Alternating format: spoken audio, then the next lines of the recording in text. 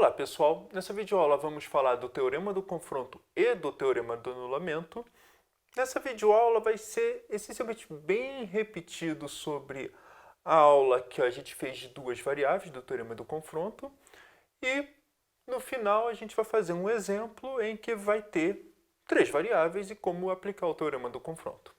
Então, só para deixar claro, nessa aula eu vou fazer um apanhado um pouquinho diferente que a gente fez no caso de duas variáveis, em que agora eu vou, vamos dizer, rascunhar um pouco a prova, porque o teorema do confronto implica diretamente esse teorema aqui, que é o teorema do anulamento. Então, vamos começar a aula. Então, seja f, g, h, três funções, satisfazendo essa desigualdade aqui, ou seja, f menor ou igual a g menor ou igual a h, e eu pego um ponto em que eu consiga calcular limites, ou pelo menos faz sentido perguntar sobre limites.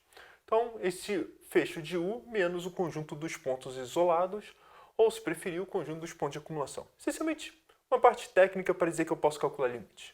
Tá? Se quiser, pensa que isso aqui já está em U, para início.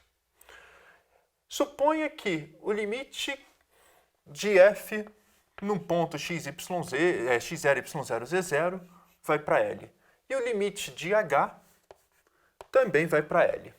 O que o teorema do confronto diz é que se isso aqui acontece, então isso acontece. Ou seja, se eu sei que o F e o H vão para L, então o G vai para L. Então, só para deixar claro, olha, se o F e H vai para L, significa o limite quando o limite quando x, y, z, de x0, y0, z0 da função tal vai para L. É isso que quer dizer. E esse é o resultado. O teorema do confronto, vamos dizer, eu acho que o suco principal, os resultados principais já foram feitos lá no cálculo 1 de uma variável, para calcular alguns limites fundamentais, como, que ajuda a calcular a derivada do seno, da função exponencial, tudo que tem direito. Para cálculo de várias variáveis, o que acaba mais usando é esse teorema aqui, que a gente chama teorema do anulamento. Na verdade, isso aqui é um nome que eu acho que um grupo da UF, pelo menos onde eu localizei, deu um nome para esse teorema, não tem nenhum consenso, na verdade se chama corolário do teorema do confronto, muitas vezes. Mas o que diz é o seguinte, esse resultado. Se g é limitada e o limite de f vai para zero, então o limite desse produto aqui vai para zero. Independente se o limite da g existe ou não, só o fato de ser limitada.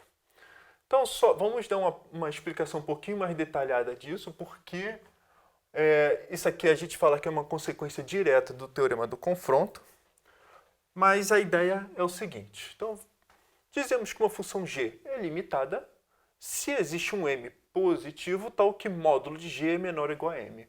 Esse módulo de g, a anotação estou usando lá como se fosse no primeiro quadro. O módulo de g de x, y, z é menor ou igual que a função constante m. E o que está acontecendo é o seguinte. Só com essa brincadeira aqui e com uma desigualdade, vamos dizer, salvadora, né, nós temos nós já conseguimos provar diretamente o teorema do anulamento. O que diz? Olha, se menos m, a desigualdade salvadora, vamos dizer assim, é essa aqui, a desigualdade que faz tudo. É essa desigualdade aqui. Tem que fazer um pouquinho de conta, mas se o g é menor ou igual a m, só brincar um pouco. Tem também na nossa videoaula de cálculo 1, quando a gente faz as contas um pouquinho mais detalhadas disso. Mas vale essa desigualdade. Valendo essa desigualdade, o que nós temos? Isso aqui, o limite da f vai para zero. Se o limite da f vai para zero, o limite do módulo da f vai para zero. Teria que provar isso? Tem, mas...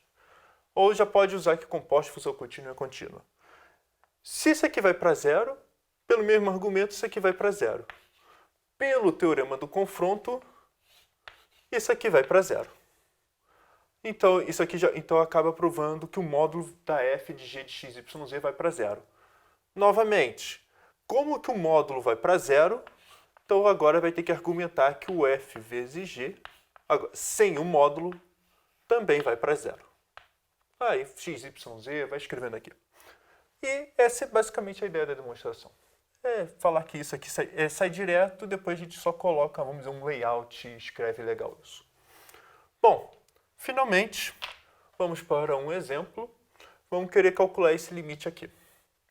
É um daqueles que a gente desconfia se existe ou não, sempre ficamos em dúvida, mas a ideia é bem parecida com o cálculo de duas variáveis. Como que a gente faz?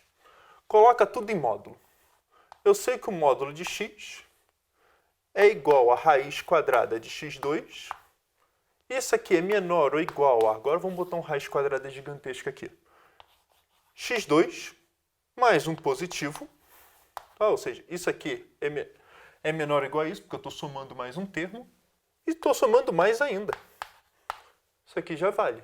Pelo mesmo argumento, módulo de y é igual a raiz quadrada de y2, que é menor ou igual a raiz quadrada de x2 mais y2 mais e2. Multiplico esses dois, tá? Ou seja, isso aqui é positivo, esses dois aqui são positivos. Esses também são positivos. Esse é menor que esse e esse é menor que esse. Então, o produto desse com esse é menor que o produto desse com esse. Então, o que nós temos? Módulo de x vezes y é menor ou igual a x2 mais y2 mais e2. Isso aqui vezes isso é igual a isso. Ou, se preferir, módulo de xy sobre x2 mais y2 mais e2 é menor ou igual a 1. Se isso aqui é menor ou igual a 1, essa aqui vai ser a minha função g, essa função aqui é limitada, e é o que a gente vai usar o teorema do confronto aqui, ou o teorema do anulamento. Então vai ser o limite, quando x, y, z tende a 0, 0, 0, 0, tá? De quem? Agora sim. Tá? Deixa eu escrever um pouquinho maior. Agora sim, quem é esse aqui? Eu vou colocar, olha, x vezes y sobre x2 mais y2 mais e2 vezes z. Então, o que a gente provou? Essa função aqui é limitada.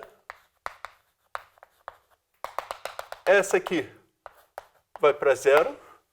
Então, isso aqui vai ser zero. Bem, é o que eu falei. Aqui depende do seu professor, depende do lugar. Mas pode escrever, talvez, teorema do confronto ou teorema do anulamento. Tanto faz. Tá? Depois explique o que significa isso.